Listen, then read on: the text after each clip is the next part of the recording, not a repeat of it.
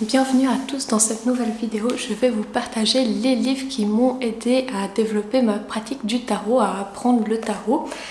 Alors, il y en a 5. Alors, pour commencer, j'ai acheté un petit livre comme ça. Il fait 187 pages. C'est le Rider-Waite de Emmanuel Iger. Moi, je dis Iger, ça me fait bizarre de dire Iger, je sais pas comment on dit. Alors, le tarot de référence pour les débutants et avancés. La fourre est pas très jolie, mais en fait, il est très simple.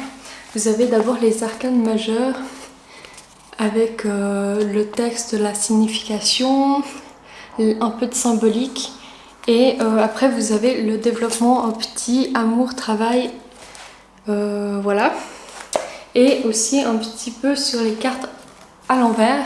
Ensuite, on a les cartes mineures et c'est un petit... une page seulement sur les cartes mineures.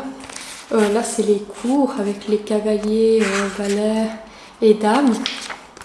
Et c'est assez petit. Il y a pas, si on veut élaborer un peu plus, il faudrait se pencher sur un autre livre. Mais pour commencer, comme moi, c'était mon premier livre, j'ai beaucoup aimé.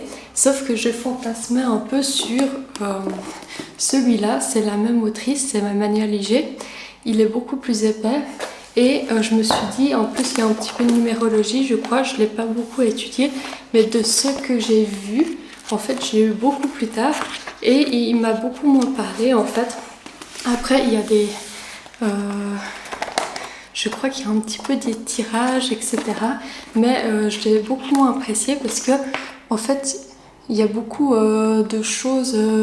L'autre, il y a plus des mots-clés et à partir de ça, on peut faire un peu notre interprétation. Et là, j'ai trouvé que c'était moins évident pour moi de lire, même si des fois, je lis des livres plus compliqués.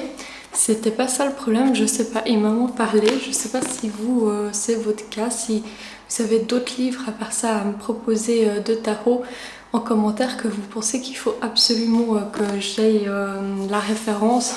Vous êtes libre de me dire en commentaire ce qui est bon pour vous pour apprendre le tarot aussi. Je suis intéressée.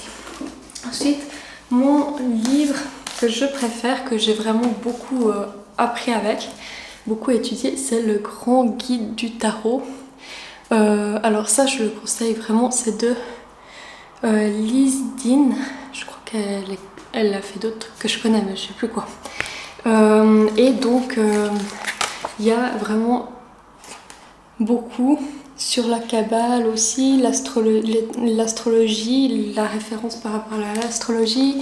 Il y a le symbole, le sens inversé. Aussi, pour les cartes majeures, il y a aussi le foyer, relation, carrière et argent. Et il est en couleur, c'est vraiment agréable. Voilà, ça c'est le livre de référence, je trouve, selon moi, qui va vous aider. C'est très simple, comme c'est expliqué. Alors celui-ci, c'est mon top 1, il est assez large. Et par rapport aux cartes mineures, il y a vraiment de quoi faire. Après, il y a moins sur la carrière, la relation, etc. Mais suivant ce qui est écrit par rapport à ça, on comprend par rapport au thème à quoi ça se rapporte. Celui-là, c'est vraiment pour moi le meilleur livre pour le tarot, pour apprendre le tarot, pour commencer en tout cas. Et puis, il est chez Arcana Sacra.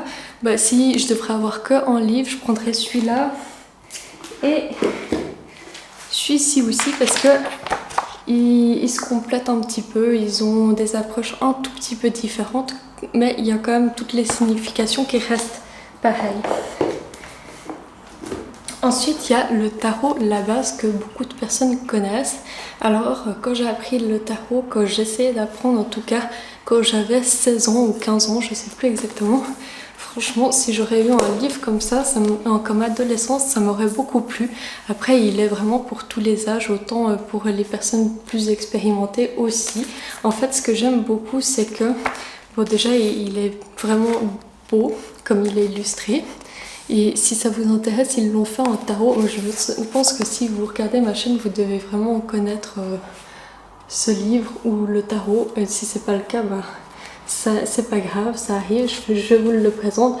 Et donc, il y a les petits côtés il y a les moins et les plus, comme les positifs et les négatifs, et il n'y a que quelques phrases, et c'est des phrases assez percutantes et tournées de façon ludique, qui va vraiment faire en sorte qu'on retienne vraiment plus facilement la carte, parce que c'est des choses presque un petit peu choquantes et tellement décalées qu'on va retenir, et parce que 78 cartes à apprendre par cœur, c'est pas évident, et là on est obligé de les retenir. Quand on a par exemple un exemple on va prendre le roi d'épée.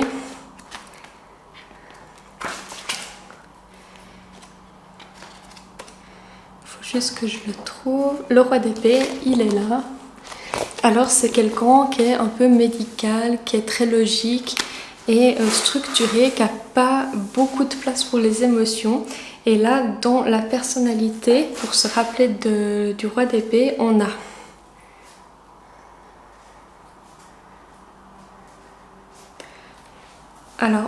profil, c'est un petit encadré sur profil. On a une experte auprès de qui on prend conseil, mais pas pour se faire chouchouter. Alors c'est des choses qu'on retient comme ça. On arrive à mettre une personnalité sur la carte. On a aussi Ghislain, ils ont carrément des noms. 36 ans, sur sa carte d'identité, âge, ressenti, 56, expert comptable. On a vraiment la caricature du personnage. Alors dans les plus, on a intègre, exigence. Après exigence, on a vérifie la conformalité du véhicule de location avant de partir de l'agence. On a vraiment des exemples de la vie quotidienne, c'est trop drôle. Et on a sévérité dans les moins, sévérité te laisse en remis 24 heures si tu lui as pas répondu dans les 10 minutes. Ou froideur, n'éprouve aucune émotion face à la tragédie du chien qui a mangé ton devoir. Voilà, alors ça c'est des trucs, quand on le lit, on est obligé de s'en souvenir, et je trouve pour ça c'est hyper pratique.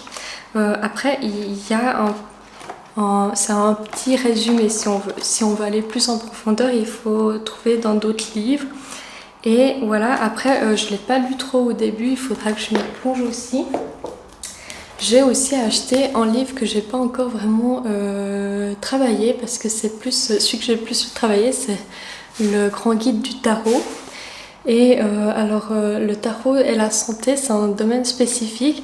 Après, il y a d'autres ouvrages de ce type du même auteur où c'est spécialement sur le sentimental, où c'est spécialement sur le travail. D'ailleurs, j'hésite à ils sont tous là. Là.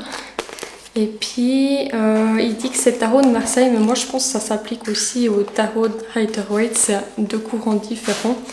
Et alors on a les combinaisons. Qu'est-ce que ça veut dire? Si j'ai la justice et la mort dans un type de tirage sur la santé, et je trouvais que c'était important de savoir pour la santé. Il n'y a pas énormément de livres de tarot sur la santé, il me semble. Il y en a un autre qui m'intéresserait, je vais le mettre là si je le retrouve. Et il y a encore deux autres livres que j'aimerais beaucoup avoir, qui sont vraiment pour le coup très différents d'apprendre seulement les arcanes mineurs et majeurs. C'est le tarot psychologique. Claire Duval, Claire de la Lune sur YouTube, elle en parle beaucoup, elle a fait toute une playlist sur le tarot psychologique, et c'est une façon de voir, alors je vais le mettre aussi ici, le livre, c'est une façon de faire le tarot complètement différente, de pratiquer le tarot, où on va se plonger dans l'image de l'arcane, et on va comprendre symboliquement avec les images qu'est-ce que l'image veut dire pour la personne qui la regarde, et ça va être chaque fois différent suivant la question et suivant la personne. Donc si je vois une plante au pied du pendu, je vais me dire la plante, elle me rappelle le jardinage. Le jardinage, c'est pour moi, le jardinage, ça me réfère à ma mère qui m'a appris le jardinage, et ma mère, qu'est-ce qu'elle me dit par rapport à moi. C'est très psychologique comme ça. Et il y a un autre livre que j'aimerais beaucoup avoir, que je pense que c'est un indispensable aussi, c'est le tarot par rapport au karmique. Je ne connais pas du tout. Je sais que ça existe des tirages karmiques, mais je ne sais pas du tout comment trouver le karma par rapport aux cartes, qu'est-ce qu'elles représentent par rapport au karma de la personne, aux vies antérieures par exemple. Voilà, je trouve que c'est très intéressant. Et je vais mettre aussi ici le livre si ça vous intéresse. C'est un livre que je projette d'acheter prochainement. N'hésitez pas à me donner vos références et vos livres préférés pour le coup, pour vous. Voilà.